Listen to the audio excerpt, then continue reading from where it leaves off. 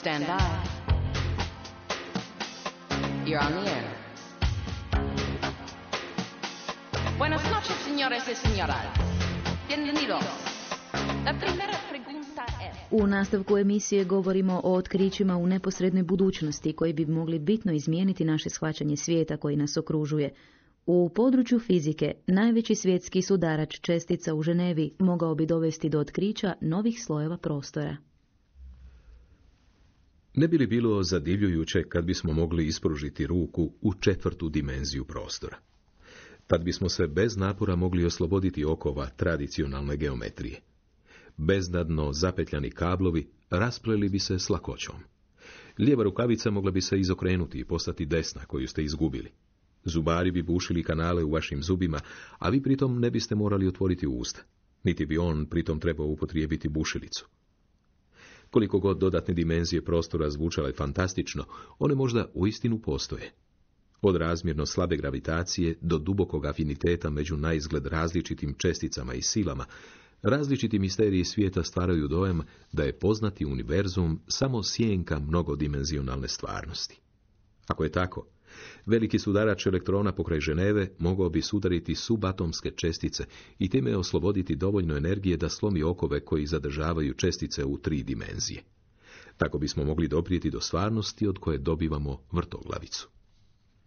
Dokaz o postojanju dodatnih dimenzija promijenio bi naše cjelokupno shvaćanje o tome što je zapravo stvarnost, kaže kozmolog Max Tegmark s Massachusettskog instituta za tehnologiju, koji je 90. godina 20. stoljeća napisao 4-dimenzionalnu verziju videoigrice Tetris, kako bi nam omogućio da zamislimo kako bi izgledao svijet s dodatnom dimenzijom. U modernim fizikalnim teorijama glavni razlog da povjerujemo u postojanje dodatnih dimenzija jest koncepcija supersimetrije, koja pokušava ujediniti različite tipove čestica u veliku obitelj. Supersimetrija može ispuniti svoja obećanja samo pod uvjetom da prostor ima 10 dimenzija. Dimenzije ne možemo vidjeti ili zato što su premale da bismo u njih mogli ući, ili zato što smo po svojoj prirodi priljepljeni uz trodimenzionalnu membranu poput gusjenice priljubljene za list. Jedan način prodora do dodatnih dimenzija jest iskoristiti energiju ubrzivača čestica. Prema zakonima kvantne mehanike, što više energije neka čestica ima, to je čvršće zbijena. Energija jednog teraelektronvolta odgovara veličini od 10 na 19 metra. Ako je to red veličine dodatne dimenzije, čestica bi mogla doslovce upasti u nju i tamo početi vibrirati. Dodatne dimenzije mogle bi nam se pokazati i na druge načine. Kad bi LHC, veliki sudarač hadrona, proizveo subatomske crne rupe, one bi bile neposredan dokaz postojanja dodatnih dimenzija, budući da je gravitacija u običnom trodimenzionalnom prostoru jednostavno preslaba da stvori crne rupe te veličine. Iz geometrijskih razloga više dimenzija jačalo bi gravitaciju na malim udaljenostima. One bi također mijenjale ponašanje drugih sila na malim udaljenostima, na primjer elektromagnetske.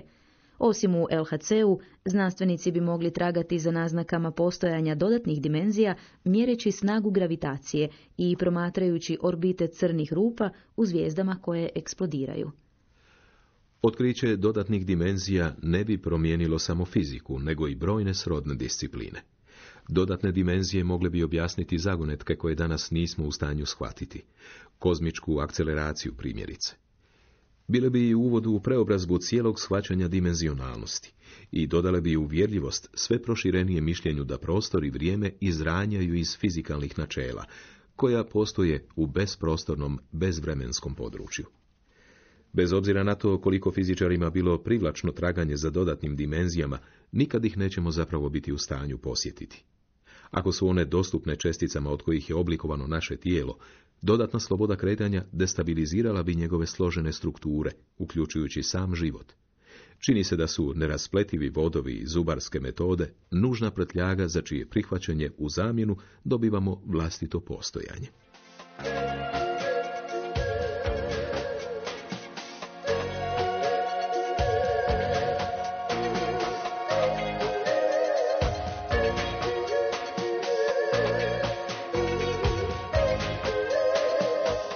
U nastavku emisije i dalje se bavimo događajima iz bliske budućnosti koji bi mogli promijeniti naše razumijevanje svijeta.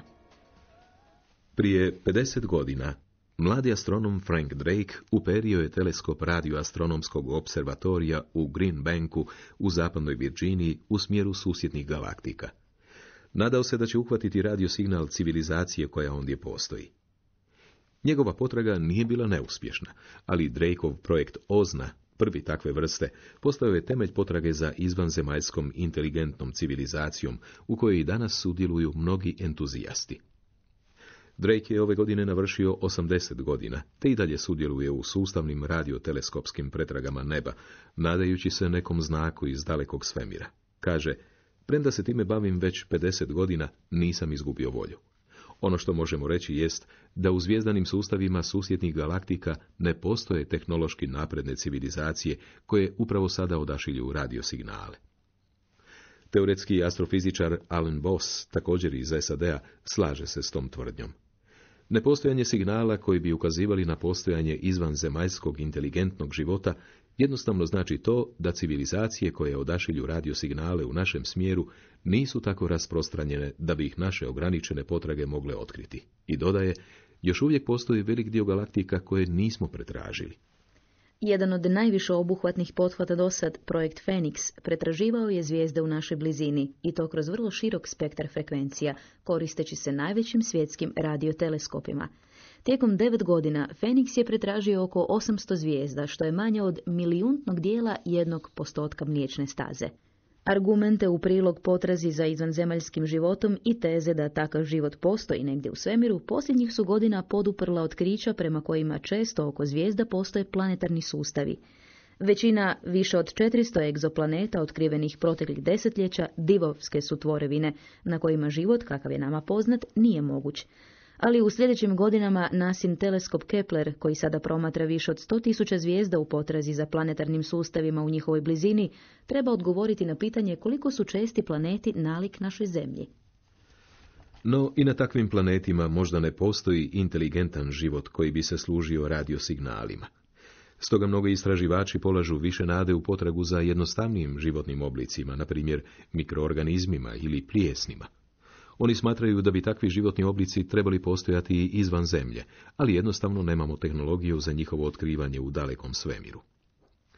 Što bi se dogodilo kad bi pak neka radioteleskopska potraga uhvatila signale iz udaljenih planetarnih sustava?